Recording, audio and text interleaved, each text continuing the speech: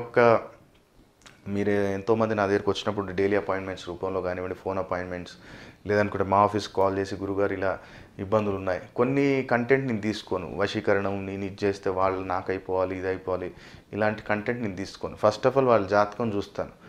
వశీకరణం అనేది ఏంటి? ఎదుటి వ్యక్తిని మనం ఆకర్షించుకోవాలి. అది నీ దగ్గర ఫస్ట్ జాతకంలో ఉందా లేదా? ఎందుకు సగానికి సగం మంది బయట యూట్యూబ్లో ఎన్నో వీడియోలు చూసి నల్ల పసుపు పెడితే తాళాలు ఓపెన్ అయిపోతాయంట, నల్ల పసుపు పెడితే బండి స్టార్ట్ కాదంట, ఏమేమో పిచ్చి పిచ్చి మాటలు నమ్మేసి అంతా డబ్బులు వేస్ట్ చేసుకోవటం, అవన్నీ ఫ్రాడ్ అని చెప్పి ఆల్రెడీ ప్రూవ్ చేస్తూనే ఉన్నారు. మళ్ళీ వాటిలో వెనకేళ్ళు పరిగెత్తి అవన్నీ పట్టించుకొని ఎందుకంటే అవన్నీ. వశీకరణం అనేది కూడా ఏంటంటే ఎదుటి వ్యక్తులని మనకు ఆకర్షితులుగా చేసుకోవటానికి మన జాతకంలో కొన్ని యుతులు ఉన్నాయి అంటే తప్పకుండా ఆ ప్రక్రియ మీరు చేస్తే అది అవుతుంది. అది అక్కడ లేనిది మనం కూడా సృష్టించలేం దేన్ని కూడా. ఊరికేనే ఏంటంటే మేము చేసేస్తాం, మేము అది చేస్తాం, ఇది చేస్తాం అని చెప్పి చాలామంది చెప్తున్నారు. మరి వాళ్ళ చేతులలో ఎంతమంది డబ్బులు మోసపోయారో అది కూడా చూడండి. అమిత్ రాజ్ చెప్పేది ఒకటే, ఫస్ట్ నీ జాతకంలో ఆ యోగం ఉందా లేదా? నాకు లవ్ మ్యారేజ్ అయిపోయి చేయండి, ఏం చేస్తావు?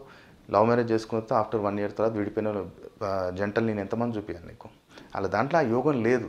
ఏదో ఆ టైంలో ఆవేశపడి మ్యారేజ్ చేసేసుకోవడం, తర్వాత బాధపడటం. అందుకని కొన్ని కంటెంట్ నేను ముట్టుకోను. అలా అడిగినా ఎన్నిసార్లు అడిగినా నేను చెప్పను కూడా.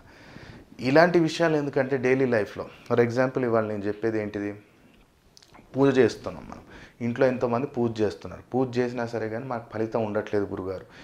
ఫస్ట్ ఆఫ్ ఆల్ మీరు ఒక మినిమం నేను అబ్జర్వ్ చేసినంత వరకు ఏంటి తెలుసా? పొద్దున్న లేసామా 6-7 గంటల వరకు పూజ చేసేసుకుంటారు వీళ్ళు. 8-8:30, 9 గంటల వరకు పిల్లలు స్కూల్కి వెళ్ళిపోతారు. లేదంటే ఇవాళ రేపు ఆన్లైన్ క్లాసెస్ జరుగుతున్నాయి. వీళ్ళు ఏం చేస్తారు? ఒకళ్ళ దగ్గరికి వెళ్ళి కూర్చోవటం, వాళ్ళ గురించి అక్కడ డిస్కషన్, ఇక్కడ డిస్కషన్, ఏదో ఒక డిస్కషన్ తీసుకొని రావటం. ఇది ఇంతకుముందు కూడా నేను చాలాసార్లు మీకు చెప్పాను. ఎదుటి వ్యక్తుల్ని ఎప్పుడు కానీ దూషించి మాట్లాడటం ద్వారా నీ జాతకంలో కర్కాటక రాశిలో ఉచ్చస్థితిలో ఉన్న గురువు కూడా నీచంలోకి వెళ్ళిపోతాడు. ఎప్పుడైతే నువ్వు ఎదుటి వాళ్ళని దూషించి మాట్లాడటమో లేదు, నీ ఇంట్లోనే నువ్వు మీ పెద్దవాళ్ళని కానీ ఎవరిని కానివ్వండి, వాళ్ళు ఏది చేసినా సరే కానీ వాళ్ళకి ఏజ్ అయిపోయిందని చెప్పి వాళ్ళని అనటం, లేదా మీ ఇంటి ముందు బయట ఎవరినైనా సరే కానీ నిత్యం వాళ్ళ మీద ఏదో రకమైన లోపం తీసి వాళ్ళ నిత్యం ఏదో ఒక రకంగా ఇబ్బంది పెట్టడం ద్వారా నీ జాతకంలో శుక్రుడు దెబ్బతింటాడు. గురువు శుక్రుడు దెబ్బతిన్న తర్వాత నీకు పూజ ఫలితం ఎక్కడి నుంచి వస్తుంది? గురువు ఏమిస్తాడు నీకు? గురువు ధనాన్ని ఇస్తాడు, బంగారాన్ని ఇస్తాడు, పేరుని ఇస్తాడు, ప్రఖ్యాతిని ఇస్తాడు, ప్రమోషన్ ఇస్తాడు.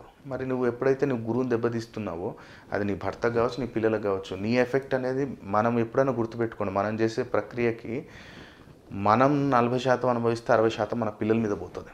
సో నువ్వు చేసే ప్రతి ఒక్క తప్పు అనేది నీ పిల్లలకు 60% పడుతుంది. అందుకని ఇవాళ రేపు నేను ఇన్ని పూజలు చేస్తున్నాను, పునస్కారాలు చేస్తున్నాను, కానీ మా వాడికి జాబ్ రావట్లేదని పక్కన వాళ్ళు చూడండి ఇలా వచ్చేసింది. ఎందుకు పక్కన వాళ్ళతో కంపారిజన్? ఎందుకు? పక్కన వాళ్ళ గురించి ఎప్పుడు ఏది కానీ డిస్కషన్ మీరు చేయకండి. నీ జాతకంలో నువ్వు గురువుని దెబ్బ తీసుకోవాలంటే చేయండి. ఎన్ని పూజలు చేసినా వేస్ట్ ఎప్పుడు. ఎందుకంటే క్వశ్చన్ నన్ను అడిగారు ఎంతోమంది, మేము ఎన్ని పూజలు చేస్తున్నా మాకు ఎందుకు లేదు ఫలితం? పూజ చేసినంత మాత్రాన మనకు ఫలితం రాదు. పూజ చేసే ముందే మనం కొన్ని పద్ధతులనే మనం అలవాటు చేసుకోవాలి. పూజ చేసే ముందు నువ్వు ఏం చేస్తున్నావు, పూజ నీ పేరేంటి, నీ రాశి ఏంటి, నీ నక్షత్రం ఏంటి, నువ్వు ఏ దిశలో కూర్చొని పూజ చేయాలి, ఇదేం పట్టించుకో. పొద్దున్న లేసామా, దీపం ముట్టించేసామా, నైవేద్యాలు పెట్టేసామా, మళ్ళీ మనం తినేది నైవేద్యాలు మనమే, ఆయన ఏం తినడు. అక్కడ నుంచి తీసుకొని మనమే తినాలి. అరే బాబు చక్కెర పొంగల్ చేసి పెట్టరా అంటే నాకు టైం ఉండదు అంటాడు.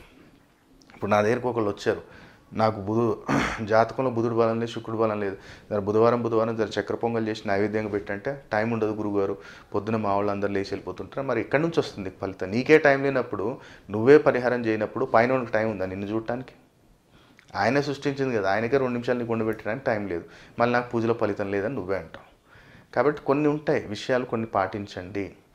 పూజ చేసిన తర్వాత మీరు శుక్రవారం చేస్తారా, గురువారం చేస్తారా, ప్రతిరోజు చేస్తారా, ఎదుటోళ్ళని ఎప్పుడు దూషించకండి. పూజ చేసినప్పుడు ఒకటి గుర్తుపెట్టుకోండి, ఎప్పుడు కానీ మీరు ఇంట్లో పూజ చేసినప్పుడు, ఇంతకుముందు కూడా నేను చెప్పాను, హారతి కర్పూరాన్ని నెయ్యిలో ముంచి దానిపైన ఒక లవంగం పెట్టి అప్పుడు హారతి ఇవ్వండి. మీకు ఎప్పుడైతే నెగిటివ్ థాట్స్ ఉన్నాయో మైండ్లో, ఆ నెగిటివ్ థాట్స్ వెళ్ళిపోవాలి. ఎందుకంటే ఈరోజు మా అబ్బాయికి నాకు ఇలాంటి మంచి జాబ్ రావాలి అని చెప్పి నువ్వు నిత్యం నీ మనసులో అనుకొని, ఆ కోరిక అనుకొని మీ అబ్బాయికి ఒకసారి తల మీద చేయబెట్టి పంపించామంటే అది దైవ వాక్ అవుతుంది. ఎప్పుడైతే నీకు మైండ్ క్లారిటీ ఉందో, ఇక్కడ ఎన్నో కన్ఫ్యూజన్స్ ఉండి ఇక్కడ ఎవరెవరి గురించి ఆలోచించుకొని మీ పిల్లల గురించి ఆలోచించకుండా నువ్వు వాడు పక్కనోడు అయిపోయాడు, ఇలా అయిపోయాడు, పిల్లోడు అలా అయిపోయాడు అని చెప్పి వద్దు. ఇది ఈ ప్రక్రియ ప్రతిరోజు హారతి ఇచ్చేటప్పుడు ఈ పద్ధతులు ఇవ్వండి. అలాగే ఏంటంటే కుదిరినంత వరకు మీ ఇంట్లో మీకు మనం ఎంతో 150 రూపాయలు 200 రూపాయలు పెట్టి అగరబత్తీలు తెచ్చి పెట్టామనేది కాదు. ఎప్పుడు కానీ మీరు పూజ చేసిన తర్వాత అక్కడ నుంచి లేచిన తర్వాత మీరు చేయవలసింది ఏంటంటే ఒక మంచి కపిల గో ఆవు మనకి పిడక ఏమైనా దొరికితే చూడండి, గోశాలలు ఎన్ని లేవు మనకి, వెళ్ళండి అక్కడికి, వెళ్ళి బుధవారం కానీ శుక్రవారం రోజు కానీ కపిల గోమాతది పిడక ఒక్కటి దొరికితే ఒక పిడక తెచ్చుకోండి.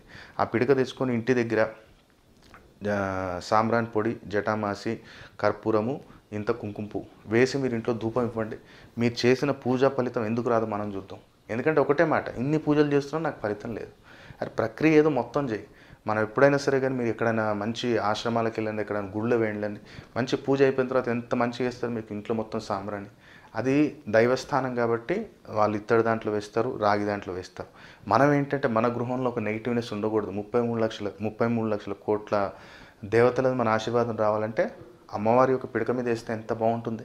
ఆ ఫలితం, పూజా ఫలితం కూడా 100 రెట్లు మనకు వస్తుంది. సో ఈ 4 ఐటమ్స్ కూడా దాని మీద వేసి పూజ చేయండి. అలాగే ప్రతిరోజు కూడా ఇంటి బయట మీరు ఎక్కడైతే ముగ్గేస్తున్నారో ఓ 11 గోమతి చక్రాలు దంచేసి ఆ పౌడర్ని అనేది ముగ్గులో కలుపుకొని ప్రతిరోజు బయట ముగ్గేయండి. ఎందుకంటే మీరు అమ్మవారిని ఆహ్వానిస్తున్నారు పూజ చేసేటప్పుడు. సో అక్కడ అమ్మవారు రావాలన్నప్పుడు కూడా ఆమెకు కూడా ఏదో ఒక అట్రాక్ట్ చేసే వస్తువు ఉండాలి. సో సుదర్శన చక్రాలలాగా గోమతి చక్రాలు ఉంటాయి. ఎలాంటి నెగిటివ్నెస్ని కూడా పటాపంచలు చేసేసి అమ్మవారిని మన ఇంట్లోకి ఆహ్వానిస్తాయి, ఆరోగ్యాన్ని ఆహ్వానిస్తాయి, వ్యాపార అభివృద్ధిని ఆహ్వానిస్తాయి. కాబట్టి 11 గోమతి చక్రాలు తీసుకొని దంచేసి బయట ముగ్గేయండి.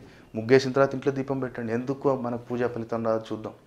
అలాగే మీరు ఎప్పుడైతే చాలామంది ఆర్థిక సమస్యలు ఇప్పుడు ప్రతి ఒక్కరికి ఉన్నాయి కోవిడ్-19 నుంచి, ప్రతి శుక్రవారం మట్టి ప్రమిదలో దీపం పెట్టండి. అది కూడా ఎలా పెట్టాలి, మట్టి ప్రమిదలో ఒక రెండు దానిమ్మ చెట్టు ఆకులు తీసుకోండి, లేదనుకుంటే ఒక దానిమ్మకాయ తీసుకోండి. దానిమ్మకాయ తీసుకొని దాంట్లో మొత్తం గింజలన్నీ తీసేసేయండి, ఆ వైట్ది కూడా తీసేసి వాటిని మంచిగా ఒక 2 డొప్పల్లా చేసుకొని దాంట్లో నెయ్యి వేసి జిల్లెడు ఒత్తులతో దీపం పెట్టండి. మీరు చేసిన పూజకి 100 రెట్లు ఫలితం ఉంటుంది. అమ్మవారి కటాక్షం అనేది మనకు శీఘ్రంగా లభిస్తుంది. ఇవి పట్టించుకోకుండా ప్రతిరోజు నేను వెండిలో దీపం పెడుతున్నాను, నెయ్యితో పెడుతున్నాను. ఏ రోజు ఏం పెట్టాలో తెలుసుకోండి. బుధవారము శుక్రవారం మంచిగా దానిమ్మ డొప్పలో దీపం పెట్టండి. కొబ్బరి డొప్పలో కూడా కొబ్బరి చిప్పలో కూడా మనం దీపం పెడతాం. అది వేరే ప్రక్రియకి.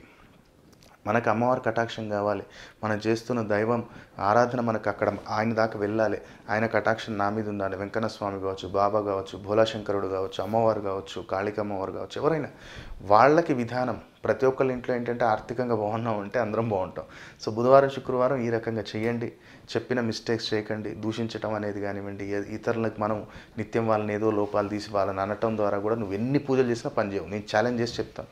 ఇప్పటికీ పూజలు చేసి నాకు ఇది అవ్వట్లేదు అన్న వాళ్ళని ఈ అలవాట్లు ఉన్నాయా లేదా మీరు అబ్జర్వ్ చేసి చూడండి. ఏ బుక్లలో ఇవి రాసి ఉండవండి, ఇవి మనం రీసెర్చ్ చేయాలి మనం. అందుకనే నా ప్రేక్షకులు మిస్టేక్ చేయొద్దు, మళ్ళీ ఇబ్బంది పడొద్దనే ఈ యొక్క చిన్న వీడియో మీకు అప్లోడ్ చేశాను. ఈ వీడియో మీకు నచ్చినట్టయితే లైక్ చేయండి, షేర్ చేయండి. అలాగే మా భవిష్యక్రియ ఛానల్ ఇప్పటిదాకా ఎవరైతే సబ్స్క్రైబ్ చేసుకోలేదో వెంబడే సబ్స్క్రైబ్ చేసుకోండి. పక్కన బెల్ గుర్తుంటుంది, ప్రెస్ చేసి యాక్టివేట్ చేసినట్టయితే ప్రతిరోజు వీడియోలు అతి శీఘ్రంగా మీకు చేరుతాయి. సర్వజన సుఖినోభవంతు. ఓం నమః శివాయ. అలాగే ఇంకో అద్భుతమైన ప్రోడక్ట్ ఏంటంటే రెడ్ బాక్స్ ధన ఆకర్షణ కిట్. జనాకర్షణ కావాలి, ధనాకర్షణ కావాలి వ్యాపారస్తులకి. ముఖ్యంగా ఏంటంటే ఇది వ్యాపారస్తులకి. పిల్లిమా ఏంటంటే ఒక బిజినెస్ టైకోన్స్, పొలిటీషియన్స్, ప్రొడ్యూసర్స్ వాళ్ళ లెవెల్లో పెట్టుకోవచ్చు. ఇదేంటంటే చిన్నమట్టు వ్యాపారస్తులు కానివ్వండి జనధన ఆకర్షణ కిట్ అనేది పెట్టుకోవచ్చు. చిన్నమట్టుకు తాంత్రిక పీడలు, షాప్ ముందు ఏదో ఒకటి పడేయటము ఇలాంటివి చేస్తుంటారు, ఇంటి ముందు ఏదో పడేయటం. అలాంటి టైంలో ఏంటంటే జనాకర్షణ, ధనాకర్షణ, కొంచెం తాంత్రిక పీడ వెళ్ళిపోవాలి గురుగారు, కొంచెం ఆకర్షణ శక్తి కలగాలి, అందరూ మనకు నలుగురు ఇష్టపడి మన వ్యాపారంలో అభివృద్ధి జరగాలి, ఏ పని తలపెట్టినా వ్యాపారంలో సక్సెస్ ఉండాలి అనుకున్న వారు ఎవరైనా జనధన ఆకర్షణ కిట్ అనేది మీ ఇంట్లో స్థాపించుకోవచ్చు. దాంట్లో ఏం ప్రొడక్ట్స్ వస్తాయో పక్కన మీకు స్క్రీన్ మీద స్క్రోల్ అవుతుంది. అలాగే సంపూర్ణ కార్యసిద్ధి యంత్రం అనేది ఎవరైనా స్థాపించుకోవచ్చు అండి. దీంట్లో సంపూర్ణ కార్యసిద్ధి యంత్రంలో గణపతి యంత్రం, లక్ష్మీ గణపతి యంత్రం, వాస్తు నివారణ దోష యంత్రం, వ్యాపార వృద్ధి యంత్రం, లక్ష్మీ యంత్రం అని ఇలా దాదాపు 13 రకాల యంత్రాలు ఉంటాయి.